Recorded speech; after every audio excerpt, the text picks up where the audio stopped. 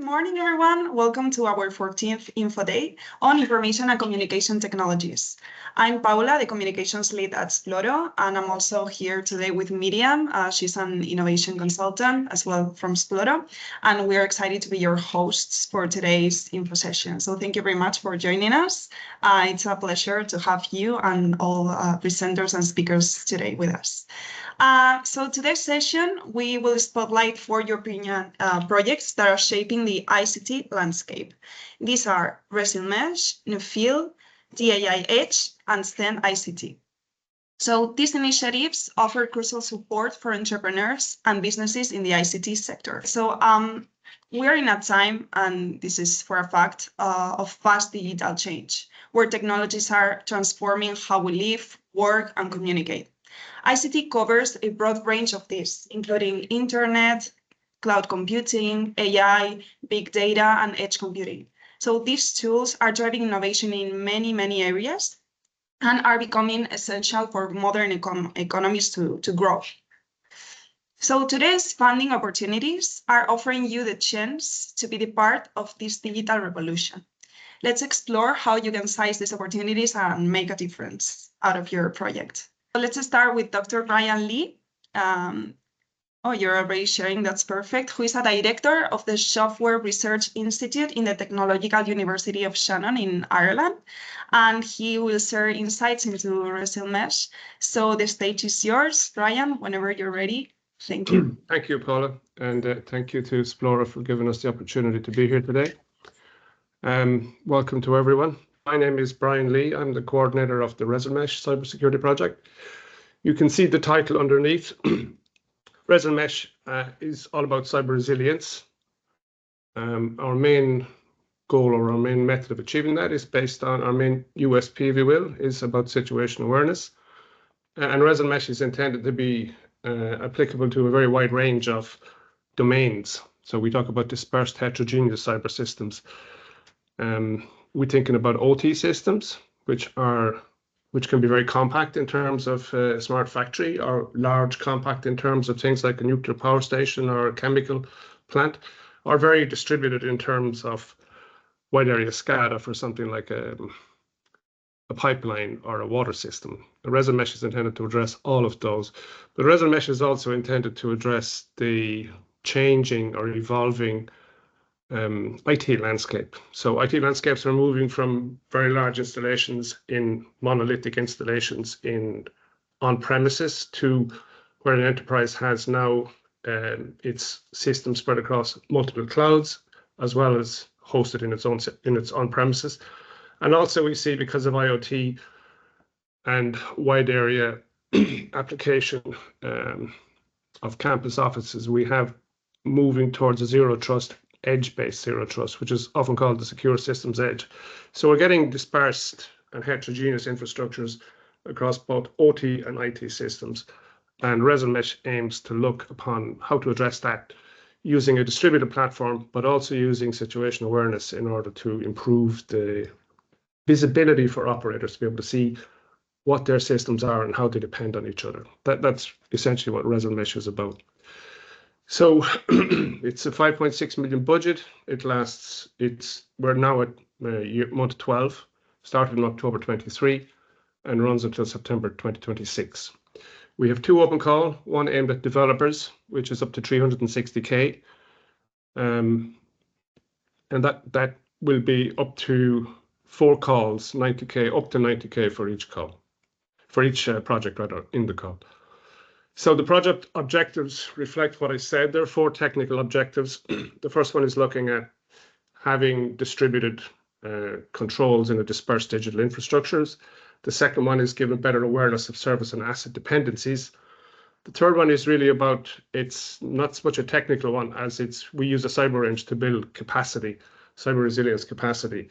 The fourth one then is looking at developing AI algorithms to improve detection, particularly at the edge. And then the last one is looking at situation assessment, where we build on the service and asset dependency awareness, and we combine that with the alerts to be able to project what is the system, what is the risk level for the whole network, and can we forecast where it's likely to go. So this is the architecture. You'll see that the different planes that I've described here reflect more or less the goals of the project. At the bottom two, we have an aggregation plane, which I think everyone is familiar with, collects and aggregates the data. We also have something called a collaboration mesh, and that's intended to handle distribution of the system itself. So normally we're using something like Kubernetes, of course, but we also look to include in there a service mesh. Service mesh, we're looking for a specialized use for that in cases where you need to have high reliability on the platform itself.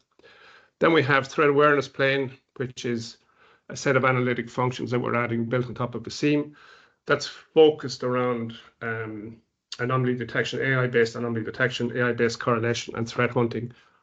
Situation assessment plane, where we look at both the dependencies that I spoke about between the assets and the services, and also to do the assessment of the network risk situation and some projection into the future. And then finally, on top of that, we have the security operations plane, where we look at mitigation effectively. This structure is sometimes called in the industry a security and operations automatic analytics platform, or SOAP. You may have come across it in general. So the open call details, applications, we're rather late on in our cycle here. Applications close on the 16th of October, evaluation until November the 15th, the onboarding in December, and the projects will start in January. We're looking at 4 different areas that are related to the architecture I've just spoken about. And the open call budget is up to 90K per project for 4 projects. The first area, extension to new domains and systems. We have 3 use cases in the project. One based on a regional authority in Spain, where we're looking at their SOC systems. The second one is based on the use of robotics, and the third one looks at digital trust infrastructures based around PKI. We're looking to expand Resilmesh into new domains, be that smart grid, smart factory, water. We have particular focus on OT. As well as that, we're looking to improve the interoperability of Resilmesh with third-party security controls and tools. That depends on what it could be. It could be integration with other SOC systems. One area we're particularly interested in is around asset management, because as I've shown here, asset management is used in our situation assessment. Situation awareness or assessment is a key part of our offering, so we want to make that as widespread as possible. So we have this ISIM tool, which we talk about here, and integrating that into other third-party systems is one of the key things we want to do. So, for example, if there are particular OT systems, one of the things we're doing is developing that to handle information models for robotics. But we would like to generalize away from not just robotics, but to handle OT systems in general. So including other OT systems could very well be part of that type of interoperability. But there are other interoperability hooks as well that we would be interested in. One thing we would be looking for in terms of improving the detection capabilities by looking at new domains, projects which can offer us new data sets that we can apply our algorithms to would be very welcome. The second one is to look at new analytic algorithms and architectures. If I look at the second item first, novel edge AI-based anomaly detection architectures. In two of the use cases, we're looking at using federated learning with anomaly detection. But we're looking for other ways and other possibilities of doing that. So the use of things like distributed deep learning, ensemble methods, incremental learning, or collaborative intrusion detection, for example, based at the edge, would all be very, very welcome. And those are a sample of what we would like. For example, the use of zones in OT is very, very common, becoming more common in IT now as well, with zero trust. Some type of zone-based anomaly detection would also be welcome. But there are many possibilities. Another option is user and entity behavior analytics. We look to either both endpoints or network traffic behaviors. We're using 𝗵𝘀, which as our SIEM, so we can look, for example, at endpoint behaviors on Windows and Linux devices with that. But we're wide open to look at other types of EDRs, including, for example, malware analysis, So other EDRs that apply to endpoints, be they different EDRs on the Linux and Windows systems, or EDRs that apply to OT devices, would be very, very welcome. We're also looking at network traffic. So if you look, for example, at the MITRE, I don't know if you're familiar with the MITRE Defend, which is D3FEND, you'll find they list a lot of network behaviors, which can be used for anomaly detection. We would certainly be very interested in extending Resilmesh to look at some of those use cases, or indeed the use of Resilmesh. NDR stands for Network Detection and Response. That is based on a tool from one of our partners called Monimage. So the tool is more or less ready to go. Gives a very good platform for people to be able to start to go and work on. The next one we want to look at is stream processing. So we're using a batch management of data based on Wazoo and OpenSearch. However, we would be very interested in seeing how data streaming rather, could be used. There are two alternatives there, of course. One is data processing based on platforms such as Spark or Kafka Streams, which is oriented at big data and normally used for producing aggregated figures that give an overview of what's happening. Very often these systems are used in conjunction with large data volumes, and the results are very often stored in data warehouses or data lakehouses such as ClickHouse. We would be interested in seeing applications for this, including the use of ClickHouse. We'd also be very interested in looking at complex event processing, which is essentially more, whereas the data processing pipelines and streaming are looking at individual and aggregating events, complex event processing has a sliding window where it collects a number of events and it looks for correlations between those, or can do different types of analysis and processing. So the use cases are different, but again, we would be very interested in seeing either of these, proposal around either of these. And then the fourth one is the security operations, where we want to demonstrate the use of mitigation and orchestration capabilities in OT domains. First examples given here are playbooks for handling response for new attack types. So you could, for example, take an existing system like a robotic system, if you can come with new attacks and extend that in a certain way, or if you come with a new areas such as smart grid and you've got new attacks, and that's good. The second thing is novel software actuators. So we're using Wazoo to do some kind of mitigation response. We're also looking at using OpenC2, which is an open source protocol, to integrate different, to standardize the operation between the mitigation platform and the actuator at the side. And we would certainly like to see new actuators that can be combined with the Resilmesh platform to extend its capabilities. And then finally, we look at extending Resilmesh, we call XDR capabilities, extended detection and response capabilities.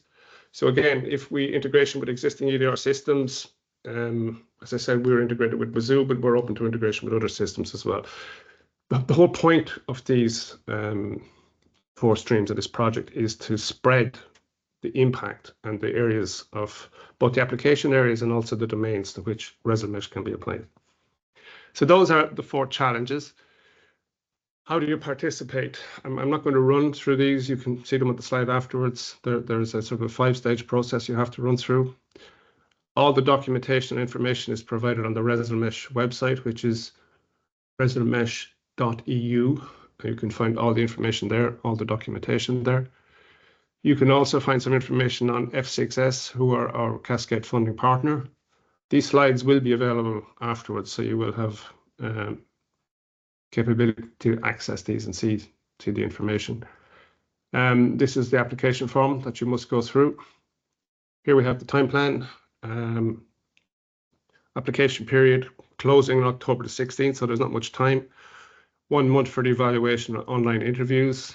Not every project will get an interview. We will select from that. Announcement of the results November 24, contracting and onboarding through December, and then starting from January to September. And then a demo event that will be held in conjunction with the project in October. And that's it then, if you've got any questions. Ladies and gentlemen, let's give a warm welcome to 𝗗cie της'' from NTUA, and who is the coordinator of NEPHELE, by the way, of the next project that we're having here in the room. And then Diana Jarf, which is the project manager from Funding Box, who will be sharing the stage with 𝗗cie. All right, so the next project coming in is NEPHELE. Welcome, 𝗗cie, how are you? I'm fine. Hi to all also on my side, and many thanks for giving us the floor to present the second open call of the NEPHELE project. So I'm coming from the National Technical University of Athens, and we are coordinating the NEPHELE project. I will also share my screen. I will provide some details from the technical aspects, mostly of the project, and what is requested in technical terms of the call. And then my colleague Diana Harvey from Funding Box, that is managing the open call, will also provide more details with regard to the overall submission process and what is the process that should be followed. So I will try to go shortly through the main innovation aspects of the project, trying to give some highlights, let's say, on this, and for sure we can support them any request or question. So coming to NEPHELE, we have two main innovations that we provide. The one has to do with the development of an open source software stack that aims to support virtualization of IoT devices. And this is actually the main objective is to solve openness and interoperability challenges in the IoT domain. So we want to give the ability to software developers to provide virtual counterparts of the IoT devices that can interact.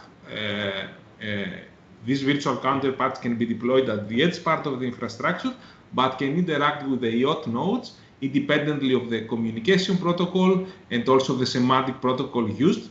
So at the end, these virtual counterparts can be also interconnected with applications that are developed in the edge and cloud computing world.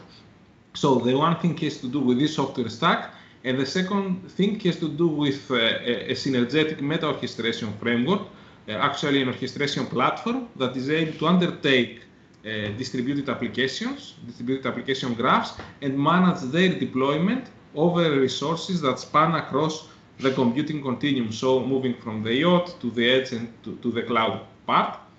And to do so, we follow what we call a system of systems approach, where we have a main entity that is responsible for the management of the deployment of a distributed application.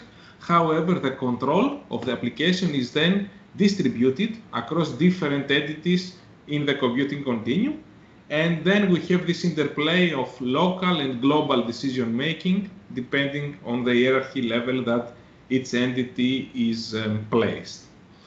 So one of the main definitions that is critical for NEPHELE and also for the open call has to do with the concept of the virtual objects. A virtual object is considered as a virtual counterpart of an IoT device that can be deployed as a software at the edge part of the infrastructure. So we consider that per IoT device, we may have one virtual object, or in case of IoT devices of the same type, we can have a cluster of IoT devices, again, represented by one virtual object.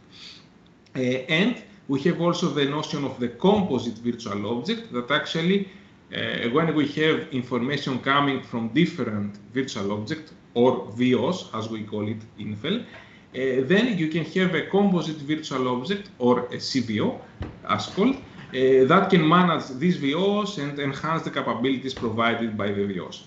And this composite virtual object can also undertake the form of a digital twin.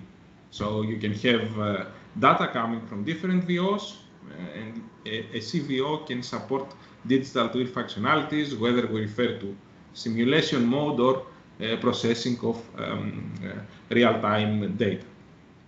This figure, I think, is very helpful to understand the overall concept. So having on the bottom part the different type of infrastructure and the IoT devices, Also, in cases that we have similar IoT devices, we speak about clusters.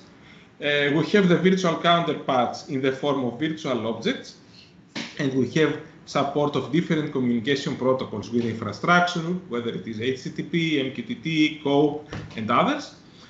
We have the composite virtual objects that can be placed over the VOs to support extra functionalities or to fuse information coming from different VOs. Okay, that's why also I said this could be also a kind of a digital twin. And very important, all these VOs and CVOs, as deployed at the edge, regard software that can be interlinked with application service graphs, meaning existing application components and distributed applications that are developed that need to interact with the IoT part. They can do it through the VOs. So VOs and CVOs can be as part of an overall distributed application graph. So this is very, very important and core as a definition in our work.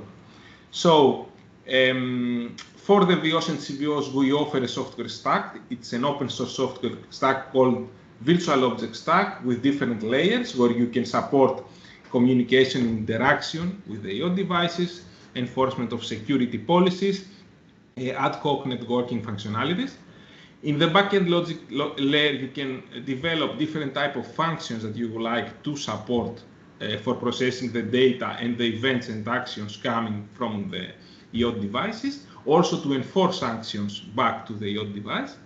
And the upper layer has to do with the convergence with edge and cloud computing technologies, where you can have semantic interoperability in terms of data management, but also orchestration interfaces. So the VOs and CVOs are managed by orchestration platforms, such as, for instance, Kubernetes.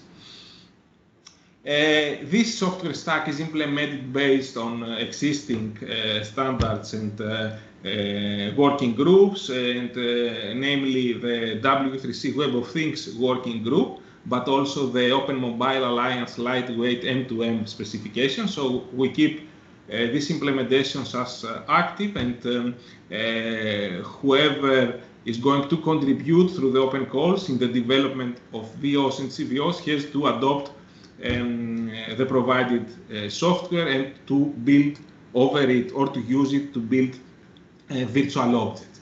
We have done it in the first open call, so meaning that we have extended a list of VOs and CVOs in different vertical areas, and these are currently at the very final phase, so we are going to also make these results available as software for future use. Moving to the second innovation that has to do with the meta orchestration framework, here we offer a platform, the NEPHELE platform, that we have a development environment and a meta orchestration platform where we can undertake a distributed application and manage its deployment over computing and network resources that can be in a multi-cluster level. So at the bottom, you can have different clusters, and we have to support deployment of the applications over the multiple clusters. So NEPHELE gives a meta orchestration platform for this purpose, and we have a specific testbed set up between resources coming from partners of the project, where we support with specific tools the deployment of the distributed applications over the infrastructure. So coming to the request for the second open call, on one hand, we want from applicants to provide distributed applications, application graphs that regard applications for specific verticals that cover the need of managing resources across the computing continuum, from the IoT to the edge to the cloud. And this graph should have should include the development of virtual objects where applicable, or the same for composite virtual objects, and also the rest part of the application business logic. And we have to deploy these applications based on the NEPHELE orchestration platform, leading to a set of trials, and also being specific on the type of KPIs, technical or even business KPIs, that have to be validated. And the second type of project has to do with the pure orchestration platform. So in this case, we want applicants to provide orchestration solutions that can be integrated in the overall meta-orchestration platform that we offer, such as intelligent orchestration solutions for scaling, compute offloading, live migration, security or trust management, management of accelerators in the infrastructure, management of ML workflows, or solutions that consider the interplay between EOD and edge and cloud part. We offer a lot of resources for this in the documentation, in the open call for sure website, but also in the project website in relevant deliverables. And the software that we develop is open source, so also this is a requirement for the software coming in most of the cases for the open call. Especially for the second type of project, it is mandatory the contributions to be open source. And for the first type of project, it is also highly envisaged, but not mandatory for the part that has to do with the business application. So I will stop here and give the floor to my colleague Diana to provide also some hints about the overall process. All right, so hi everyone, my name is Diana 𝗺𝗁, and as Paula and Anastasia said, I'm working as the open call manager in NEPHELE, and I'm just going to give you a short overview of the eligibility aspects of the second open call. So you can go to the next slide, please. Yes, so let's start with some general info. The closing of the open call is on the 20th of October at 9 a.m. So we don't have so much time left. So hurry up and apply. And the open call website is NEPHELE secondopencall.fundingbox.com. You can see it on this slide. Then the call will distribute 110,000 euros per beneficiary, and we aim to select up to 8 projects. And to be eligible, applicants must be individual SMEs or mid-caps from the EU and from Horizon Europe associated countries. You can go to the next slide. So in terms of supported activities, there are 2 types of projects that applicants can choose to address, and Anastasia's already presented this thoroughly, so I'm not going to concentrate on this now, but also to point out the aspect of open source, which is very important. So the provided software and its documentation have to be available as open source, especially for the second project type, where this requirement is mandatory. Next slide, please. And another important eligibility aspect is that applicants are required to demonstrate expertise and experience in at least one of the fields shown on the slides. So you either have experience in cloud and edge computing orchestration technologies, in microservice-based application development, IoT technologies, or in AI. So this will be also checked. So make sure that you tick one of these requirements. And last slide, please. And so here, some links. Then again, the open call website where you can apply. You can also find all the supporting documentation there, such as guide for applicants that you definitely need to read properly, where everything is explained, all the eligibility criteria and so on. NEPHELE's project website, if you would like to stay up to date regarding the project itself. And we have also help desk, so you can either reach out through email, nephelehelpdesk@fundingbox.com, or you can post your comment on our Discord community. Thank you. So everyone, let's give a warm welcome to Yolanda Moreno, Project Manager at Funding Box, and she'll be presenting the AI Edge, an initiative driving AI innovation at the edge of networks. So as you are seeing, the screen is already shared. So whenever you're ready, Yolanda, thank you. Thank you. Thanks so much, Paula. Thank you for having me and having presented the AI Edge. As Paula has said, I'm Yolanda from Funding Box. We are the open call managers in the dAIEDGE project. The dAIEDGE project is a project inside the Eurozone Europe program, but it's also a network of excellence, under the AI Lighthouse, European AI Lighthouse. Edge AI is an emergent field in the AI now that is revolutionizing the industry, having devices acting more intelligently and autonomously and processing data in milliseconds. Well, I'm going to present this first open call that we are having in the dAIEDGE. This open call is for exchange programs.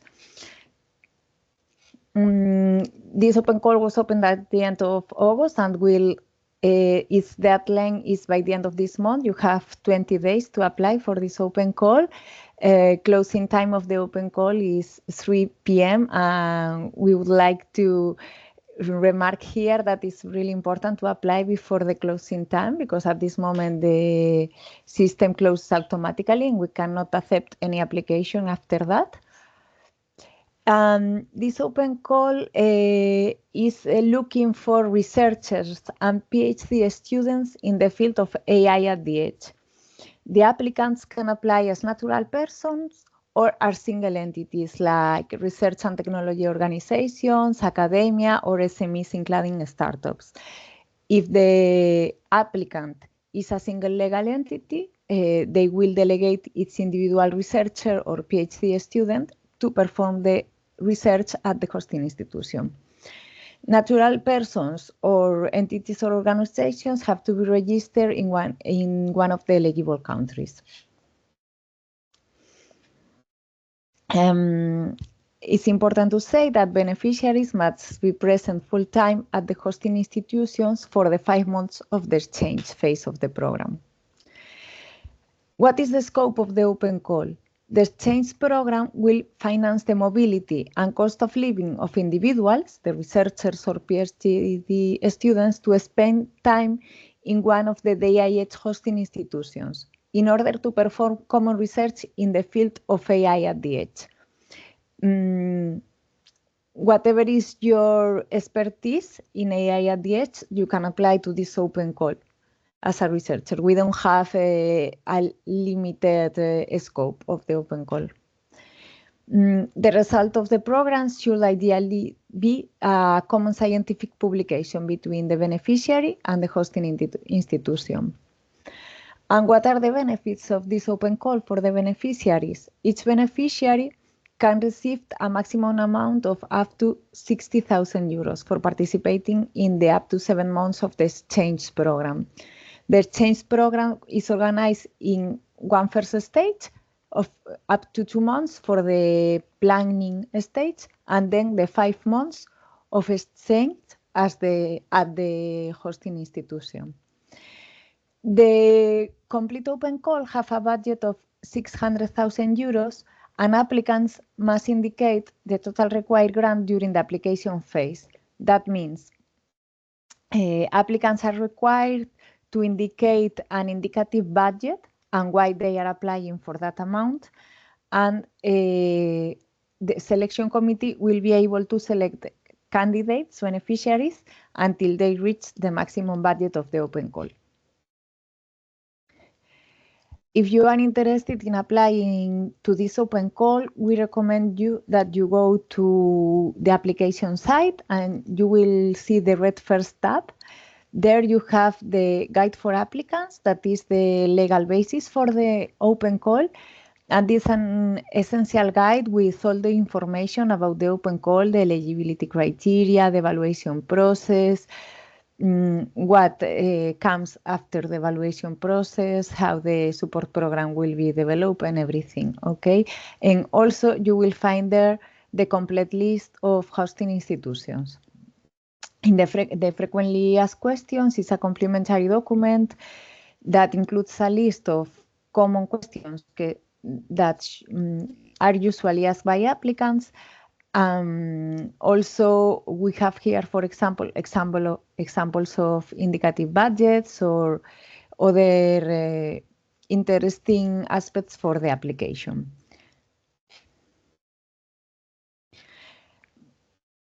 Uh, 15 institutions inside the dAIEDGE consortiums will be the hosting institutions for this exchange program. We have first-level universities like Sorbonne University or Glasgow University. We have investigation centers like the FKI, the German Research Center for Artificial Intelligence. We have associations and companies all along Europe. As said before, in the annex of the guide for applicants, you can find all these institutions and details about them and about the research in the AI at the edge that they perform. How to apply to the open call is quite easy and straightforward. You just need to go to the application site, click the apply button, start a new application, fill out the application, submit, and that's it. Remember to submit your application before deadline. Not multiple submissions are allowed, so you can apply only once to this open call. Even if you are an organization like a university, you can apply only once. So it's recommended that if inside an university you have a research group, discuss among the group who will be the better candidate to apply to this open call. The applications can be modified before the deadline. So we recommend you to apply, submit, and if necessary, then you can improve the application, always before the deadline. As well, the open call is deadline is quite close. We have already had 2 webinars about this open call where you can find more information about it. So you can find in the recording of these webinars also in the application website. And just for your information, the dAIEDGE will have another 2 open calls. These open calls are called the Collaborative Projects Open Call, are more focusing in the industry part of the AI at the edge. In this moment, the dAIEDGE consortium is defining the industrial challenges that will be solved through these open calls. The open calls will happen in this winter and next summer. So we invite you to be connected to the dAIEDGE project because maybe the other 2 open calls could be also of your interest. So here you have a QR code to join the dAIEDGE newsletter that for sure will give you a lot of interesting information about this open call, these following open calls. Lastly, well, as I said before, I'm from Funding Box, and in Funding Box we manage a lot of open calls. As you have seen, the previous one was managed by my colleague Diana. And we also invite you to visit our website where you will find a lot of funding opportunities very similar to this one and that are changing continuously. And well, I think that's all from my side. If you have any questions, I will be happy to answer them. Finally, we have Mona Mario with us, project manager from Sploro, who will present StandICT. This is their 6th open call. And it's a project supporting ICT standardization across Europe. So thank you, Mona, for joining us, and the stage is yours. Brilliant. Thank you. Thanks a lot, Paula. Thanks, Sploro, for organizing the session today. And happy to hear all these excellent projects that have open calls and opportunities for European stakeholders involved in ICT. So personally, I'm Mona Maril. I'm a project manager involved in the StandICT 2020 program, and I want to, as the final speaker, walk you really quickly through our program and what we offer to people that are interested in ICT standardization. So really quickly, I will show you what StandICT is about, what we work on, and then some insights to the open calls and the opportunities that they offer to European experts. So basically, StandICT 2026 has been started since 2018. So since almost 4 years, we have been funding European individuals and professionals who are involved in international ICT standardization organizations and developing new ICT standards. And now in this third edition, so StandICT 2026, we run again a fellowship program that gathers in total 9 open calls, where we found around 400 individual experts working in ICT standard development. And other assets that you can see here in our program is that we have a pool of over 50 external evaluators, all experts also in different ICT areas, that rate the applications and then give the scores so that we can select the best applications to our program. We have also established what we call the 𝗺 Standards Observatory. So it's a European observatory for ICT standards. It's a one-stop shop platform online where we provide access to over 4,000 ICT standardization documents and landscape reports on key ICT areas regarding the standards that are relevant, for instance, in IE, as we talked today, in the other open calls, or also IoT. So you can go and check out the project website, and you can get access to all these brilliant resources that can be also helpful for the other research projects presented today.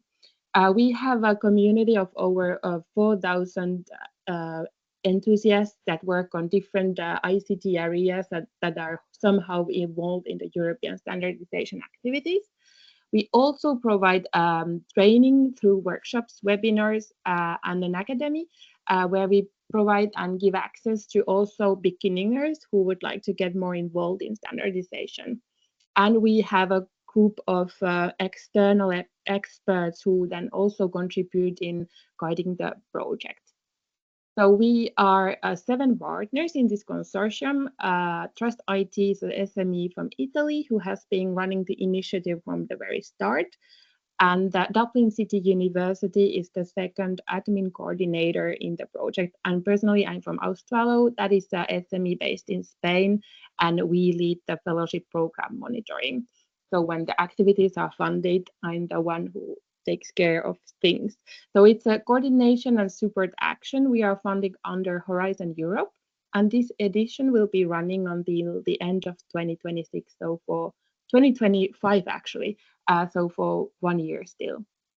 Really quickly, so we target different stakeholders, but of course, primarily the ICT standardization experts are the core stakeholders of our open calls. So they are individual experts who want to be engaged or are already engaged in technical working groups or technical committees of the different standardization bodies. And of course, we address our activities to other groups that are defined here as well. So now more about the open calls. So again, I want to just underline that we don't fund projects or consortiums, but really independent individuals that can be working in SMEs or at the industry and are somehow already involved in standardization in their professional lives, but then actually have the necessary funding to maybe join standardization meetings or get paid for the hours that they use to develop standards. So we want to bridge the gap of lacking funding. And for that reason, we propose 3 types of projects that can be funded. Either long-term contributions to developing standards, and people can have roles as chairs or conveners in the standardization working groups. And these long-term contributions can last up to 6 months and get up to 10,000 euros of funding. And then we have short-term contributions that are a bit shorter contributions in terms of developing standardization documentation, commenting on standard drafts, and these can last up to 3 months and obtain 5,000 euros. And finally, we can also fund trips to standardization conferences or meetings, and this budget goes up to 3,000 euros. And one expert can accumulate several fellowships. So we have a lot of returning people who get funding for over even years. The only limit we have is that one expert cannot exceed over 60,000 euros of funding in the StandICT program that is running. And the eligible costs are, of course, working efforts, travels, event registration fees, and membership fees to SDOs. So our eligible topic areas are based on the rolling plan for ICT standardization. That is something that is managed by the European Commission. If you're not familiar, it's a document that is updated yearly and gives recommendations on the ongoing ICT standardization efforts in the key ICT areas. And you can see the different topics we found here. So in foundational drivers, we have topics like cybersecurity, and key enables 5G or IoT, and so on and so forth. So this entire list is, of course, available on our website, but there are a wide range of topics that are relevant. So we have funded fellows now until the open call 4, and we have in total right now 147 fellowships funded. And these people come often from SMEs, IT consultancies, or academia. And the most targeted topics we found that come again and again are artificial intelligence, cybersecurity, and electronic identification. But again, there is a wide range of different topics that people are working on to develop new standards or revise obsolete standards. And just to give you an idea, also the different standardization bodies, we get activities. So of course, ISO, IEC in the international ones, but we also found activities for experts who get engaged in European standardization bodies, namely NEPHELE and NEPHELE. So that's just to give you an idea.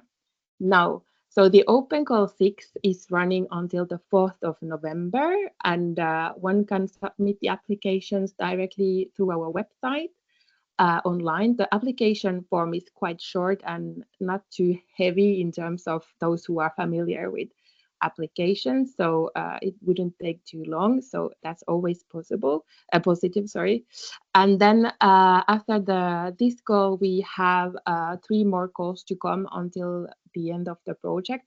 So these are forecasted here. So if this comes too quickly, there are still upcoming opportunities until June 2025.